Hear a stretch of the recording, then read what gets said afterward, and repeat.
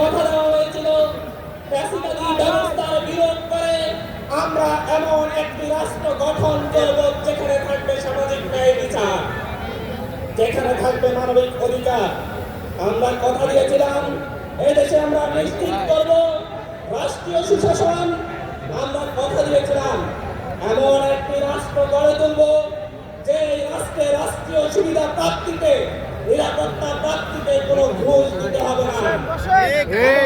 রাষ্ট্র গড়ে তুলব বলে কথা দিয়েছিলাম যে রাষ্ট্রে স্বাধীন মত প্রকাশ করার অধিকার থাকবে, যে যার দল করতে পারবে, কোনো হুমকি ধমকি দেওয়া হবে না। আমরা কথা দিয়েছিলাম এমন একটি রাষ্ট্র ব্যবস্থা কায়েম করব যে রাষ্ট্র ব্যবস্থায় থাকবে না চাঁদাবাজি, দখলদারিত্ব, থাকবে না গুম খুন রাহাজানি, থাকবে না রাজনৈতিক হানাহানি, ধর্ষণের মতো ভিন্ন কর্মকাণ্ড। আমরা বলেছিলাম আওয়ামী শাসন আমলে যারা নির্যাতিত হয়েছে, যারা অত্যাচারিত হয়েছে, যারা গুম হয়েছে, যারা খুন হয়েছে, তাদেরকে আমরা ন্যায় বিচার পাইয়ে দেব।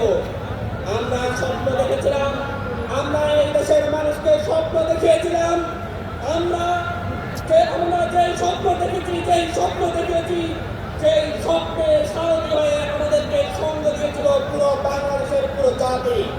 যেখানে হিন্দু ধর্ম, বৌদ্ধ, খ্রিস্টান কোনো ধর্মীয় ভেদাভেদ ছিল না, যেখানে ভেদাভেদ ছিল না কোনো দলের, কোনো মতের, যেখানে ভেদাভেদ ছিল না কোনো উঁচু নিচে ধনী গরিবের। আমরা এমন একটি স্বপ্ন দেখিয়েছিলাম যে স্বপ্নকে সঙ্গ করে এই চিন্তে বুক পেতে দেয় তাদের বুয়ের সামনে ছোট ছোট হারায় তাদের পরিবার সন্তান, স্ত্রীরা হয় বিধবা, এবং তারা হারায় অনেকে হারায় তাদের বাবারা। আজকে 1 বছর পর ঠিক সেই স্থানে, সেই সময়ে, সেই জায়গায় এসে আমরা আজকে এসেছে আত্মসমালোচনা করার সময়। 1 বছরে আমরা কি পেয়েছি? 1 বছরে আমরা কি পেয়েছি? আমরা না পেয়েছি আমাদের শরীর স্বাধীনতা, আমরা না পেয়েছি ন্যায় বিচার, আমরা না পেয়েছি আমাদের মানবিক অধিকার। আজকে তাই এখানে দাঁড়িয়ে আমাকে বলতে হচ্ছে, দুঃখের সাথে লজ্জার সাথে বলতে হচ্ছে, আজ আমরা ক্ষমা চেয়ে নিচ্ছি আমার রাষ্ট্র পুনর্গঠনের সেই সেনা অফিসারদের কাছে, তাদের পরিবারদের কাছে, যারা পিডিআর বিদ্রোহের নামে রাষ্ট্রীয় হত্যাযজ্ঞের শিকার হয়েছে। আজকে আমি ক্ষমা চেয়ে যাচ্ছি আমার সেই বোন ফেরানির কাছে, যে 24 ঘন্টার বেশি সীমান্তের কাঁটাতারে ঘুরেছিল, কিন্তু 1 বছর পার হলেও আমরা তার জন্য ন্যায় বিচারের উদ্যোগ নিতে পারিনি। আমরা লজ্জার সাথে ক্ষমা চেয়ে নিচ্ছি আমার সেই ভাই ইমনের কাছে, যে পা হারিয়েছে র্যাবের গুলিতে, যার কোনো বিচার সে আজ পর্যন্ত পায়নি।